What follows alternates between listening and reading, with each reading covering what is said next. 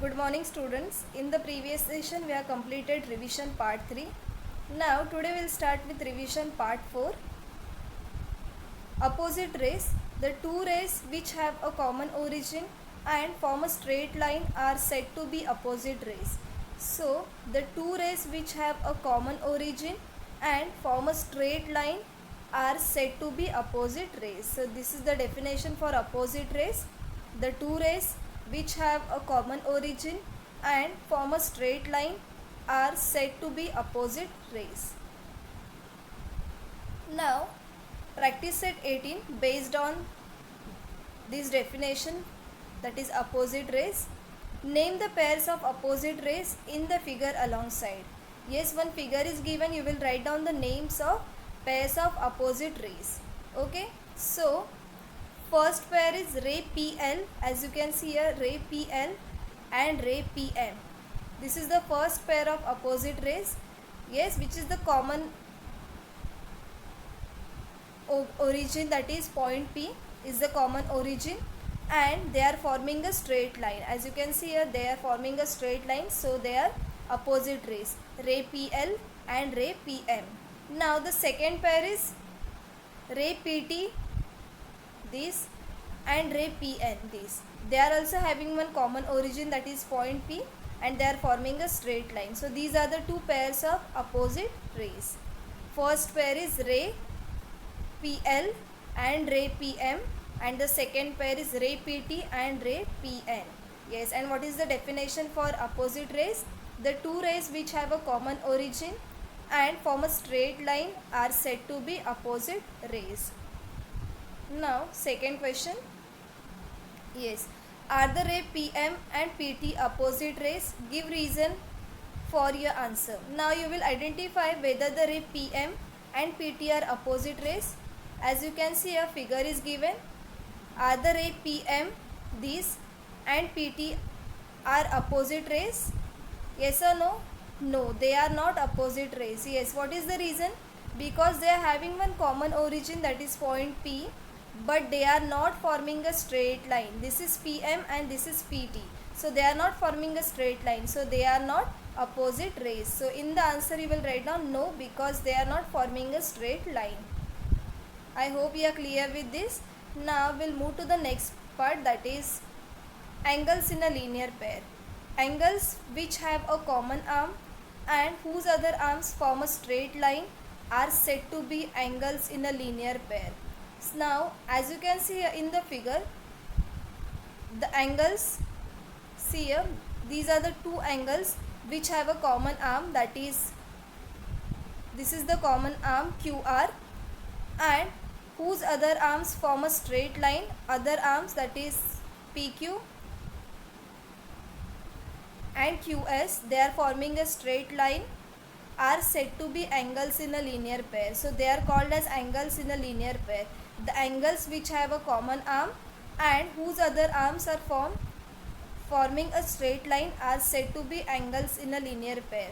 And angles in a linear pair are supplementary angles, means their measure is equal to 180 degree. Okay, angles in a linear pair are always supplementary angle. Their measure is equal to 180 degree. Now practice set 19. Draw the pairs of angles as described below. If that is not possible, say why.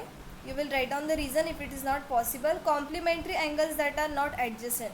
You will draw complementary angle that are not adjacent.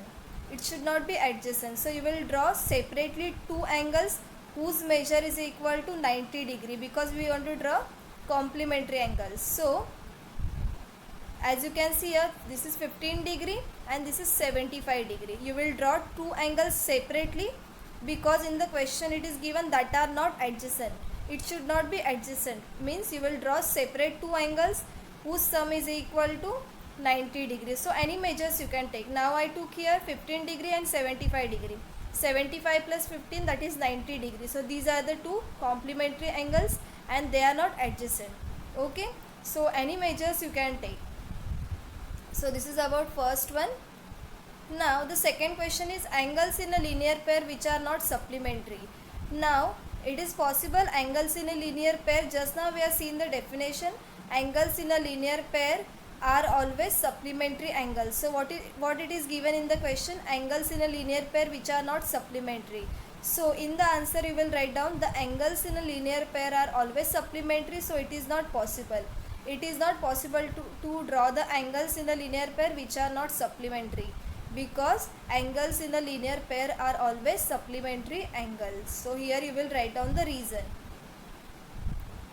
Now third one is complementary angles that do not form a linear pair. Complementary angles that do not form a linear pair. Now in the answer, complementary angles measure 90 degrees, so they do not form a linear pair. Angles in a linear pair are always, yes, 180 degree. Now complementary angles are 90 degrees, so they do not form a linear pair. So it is possible now. You will draw the complementary angles. Here as you can see here, this is 50 degree and this is 40 degree. Yes, 40 and 50. So 50 plus 40, that is 90 degrees. So they are complementary angles and they are not forming a linear pair. Okay, as the measure of linear pair is 180 degree. So you will draw two separate angles whose measure is equal to 90 degree. Okay, so one is 40 degree, one is 50 degree, or you can take 60 degree and 30 degree. So this is about complementary angles that do not form a linear pair. In the answer, complementary angles measure 90 degree, so they do not form a linear pair. Now the next one is adjacent angles which are not in a linear pair. Adjacent angles which are not in a linear pair. As I had drawn here two angles which are adjacent angle. Yes, this PSQ and QSR. These are the two angles which are adjacent angles. Yes, adjacent angle, what is the definition? The two angles which have a common arm, yes, common origin, and they are having a separate interiors. They are called as adjacent angles. So these are the two adjacent angles which are not in a linear pair. They are not in a linear pair. Why? Because their sum is equal to, it is not equal to 180 degrees. So they are not in a linear pair. Okay, so these are the adjacent angles. These two are the adjacent angle which are not in a linear pair. I hope you are clear with this. Angle PSQ is adjacent to angle QSR, which are not in a linear pair, and they are not in a linear pair because their measure is not equal to 180 degrees. So they are not in a linear pair. Okay, now the next one is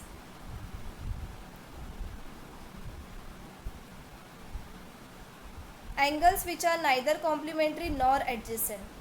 Adjacent, so you will draw the separate angles. The two angles which are neither complementary means their sum. Now I took here 50 degree and 30 degree. 50 plus 30, yes, right, 80 degree. So angles which are neither complementary, their sum should not be equal to 90 degree and nor adjacent. You will draw two separate angles whose sum is not equal to 90. Okay, so any two measures you can take 50 degree, here 30 degree. 50 plus 30, that is 80 degree, or you can take 40 degree, 40 degree, that is 80 degree. So angles which are neither complementary, their sum is not equal to 90 degree and they are not adjacent. So you will draw two separate angles whose sum is not equal to 90 degree. Okay, as it is asked in the questions. So angles which are neither complementary nor adjacent, you will draw two separate angles whose sum is not equal to 90 degree. So any measures you can take, 40, 40, or you can take 50, 30, then 70 degree and 10 degree, that is 80 degree, or you can take 30 degree and 30 degree, that is 60 degree. Okay, now the next one is angles in a linear pair which are complementary. Angles in a linear pair which are complementary. Now it is possible to draw angles in a linear pair. We know angles in a linear pair are supplementary angles. So angles in a linear pair which are complementary, it is not possible. So in the answer, angles in a linear pair measures 180 degree. So they are not complementary angle. It is not possible to draw angles in a linear pair which are complementary, because angles in a linear pair, they are supplementary angles. Their measure is equal to 180 degrees. So this is not possible to draw. So you will write down the reason. Angles in a linear pair measures 180 degree. So they are not complementary angles. Now the next concept is the exterior angle of a triangle. Yes, what is the meaning of exterior angle of a triangle? On extending one side of a triangle, the angle which is obtained forms a linear pair with the adjacent interior angle of the triangle is called an exterior angle of the triangle. As you can see in the figure, this is triangle ABC, correct? On extending this side BC, the angle which is formed here, that is angle ACD, which forms a linear pair with the adjacent interior angle. This ACD is forming a linear pair with angle ACB, this angle, right? On extending one side of a triangle, that is side BC, we will extend, then we will get the angle, that is angle ACD, which is forming a linear pair with the adjacent interior angle, that is angle ACB. So this is called an exterior angle of the triangle. Which is the exterior angle here? So in triangle ABC, angle ACD is an exterior angle of the triangle ABC, right? So this is called as exterior angle of a triangle. Angle ACD is an exterior angle of triangle ABC. I hope you are clear with the concept. The exterior angle of a triangle means on extending one side of a triangle, the angle which is obtained, which forms a linear pair with the adjacent interior angle, and it is called as exterior angle of that triangle. So in this figure, triangle ABC, on extending the side BC, the angle which we will get, that is angle ACD, is called an exterior angle of triangle ABC. Now the property of exterior angle of a triangle. What is the property of exterior angle of a triangle? As you can see here in this figure, in triangle PQR, on extending the side QR, the angle which you will get, that is angle PRS, is called an exterior angle of triangle PQR, right? Which is the exterior angle here? Angle PRS is an exterior angle of triangle PQR. So the measure of exterior angle of a triangle is equal to the sum of the measure of its remote interior angle.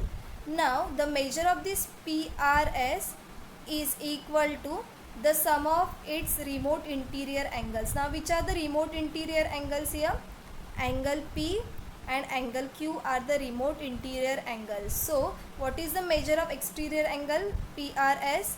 So measure of angle PRS is equal to measure of angle P plus measure of angle Q. So this is the property of exterior angle of a triangle. What is the measure of exterior angle of a triangle? The exterior angle of a triangle is equal to, yes, the sum of the measures of its remote interior angles. So here, what is the measure of angle PRS? Measure of angle PRS is equal to, as you can see here, measure of angle P plus measure of angle Q. Okay, so what is the measure of angle PRS? That is measure of angle P plus measure of angle Q, means these remote interior angles, the sum of the remote interior angles. So this is the property of exterior angle of a triangle. Now as you can see here, this is practice set 21, question number 1. The measure of angle ACD is given in triangle ABC, which is the exterior angle here, that is angle ACD, right? The measure of angle ACD is given 140 degree, and you will find out measure of angle A and measure of angle B, which are the remote interior angles of a triangle. Okay, now how you will find out this measure of angle A and measure of angle B without writing the method? Okay, so now we will find out, without writing the full method, we will find out measure of angle A and measure of angle B. Measure of angle A and B are equal, and measure of angle ACD is given, that is 140 degree. Yes, what is the property of exterior angle of a triangle? The measure of exterior angle of a triangle is equal to the sum of its remote interior angles. Now which is the exterior angle here? In this figure, which is the exterior angle? exterior angle is angle ACD, right? Which are the remote interior angles? That is angle A and angle B. And ACD is given 140 degrees. So how you will find out measure of angle A and measure of angle B? Okay, you will divide this 140 by 2. So the answer is 140 divided by 2 is 70 degree, right? So what is the measure of angle A now? 70 degree. And what is the measure of angle B? 70 degree, right?